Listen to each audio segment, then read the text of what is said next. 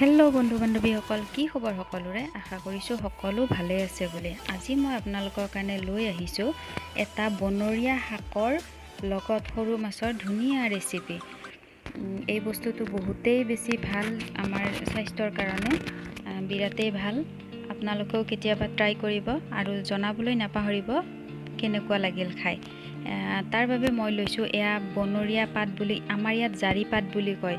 ইয়াত এটা হালধীয়া হালধীয়া ফুল ওলায়। ফুলটো এতিয়া বাৰু ওলোৱা নাই। এনেকুৱা ধৰণৰ পাত বাৰীত পায় আৰু পাত খাবলৈ, এইবোৰ বাৰীত খুব গজে। তাৰপিছত এয়া লৈছোঁ মই আদাৰ পাত কেইখিলামান, আৰু এনেকুৱা ধৰণৰ হালধীয়া হালধীয়া ফুল হয়। এই ফুলটো আমাৰ মুখৰ ঘাৰ কাৰণেও বহুত উপকাৰী। চাটনি বনাই খাব লাগে এইটো, আদা নহৰুৰ লগত পিচি। এইখিনি মই এতিয়া ভালদৰে ধুই কুটি ল'লোঁ। বহুত বেছি দিব নালাগে। আৰু তাৰ বাবে মই লৈছোঁ এয়া সৰু মাছ আৰু 3টা ডাঙৰ চাইজৰ পিঁয়াজ। ইয়াত মই আদা নহৰু ব্যৱহাৰ নকৰোঁ। আৰু যিখন কেৰাহীত মই মাছখিনি ফ্ৰাই কৰিছিলোঁ, সেই কেৰাহীত থাকি যোৱা তেলখিনিতে মই পিঁয়াজ 3টা এনেদৰে দি দিলোঁ।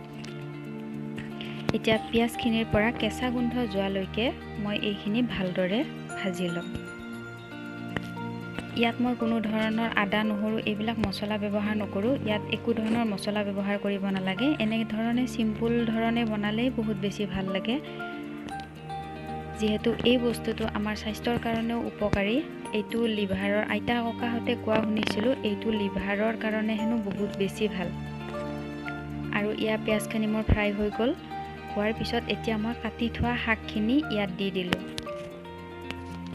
এইখিনি এতিয়া ভালদৰে লৰাই দিম। নিমখটো মই এতিয়া নিদিওঁ, কাৰণ শাক ভাজিলে জানেই সকলোৱে মানে বহুত কমি যায়।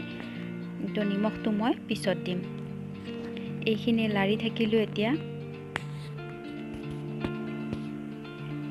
দেখিছে এইখিনি কিমানখিনি কমি গ'ল।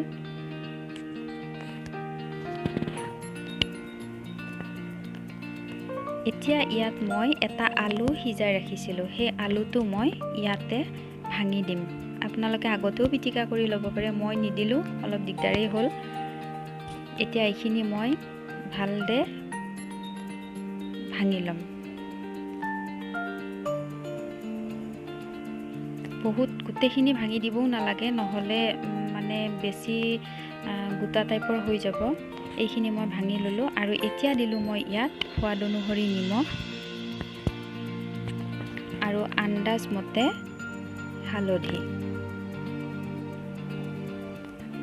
দি এইখিনি মই এতিয়া ভালদৰে লৰাই দিম।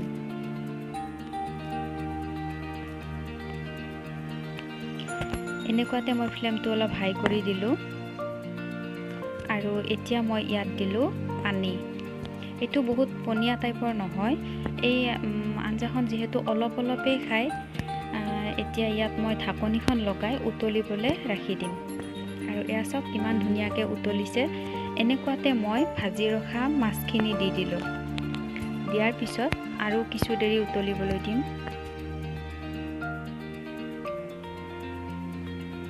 এনেদৰে মই ঢাকনি লগাই দিলোঁ।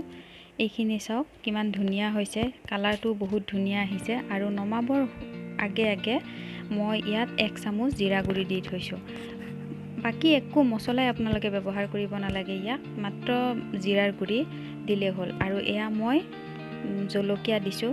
জলকীয়াটো দেখি চাগে ভাবিছে সকলোৱে এইটো কি জলকীয়া। এইটো আচলতে আমাৰ ঘৰৰ জলকীয়া হয়।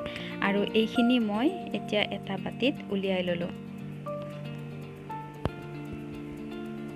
এইখিনি বহুত ধুনীয়া হয় খাবলৈ। আপোনালোকে খাব, যিহেতু স্বাস্থ্যৰ কাৰণে উপকাৰী হয় বস্তুটো। বাৰীৰ হ'লেও কোনো কথা নাই, বহুতেই সোৱাদ লাগে। আপোনালোকেও ট্ৰাই কৰি চাব।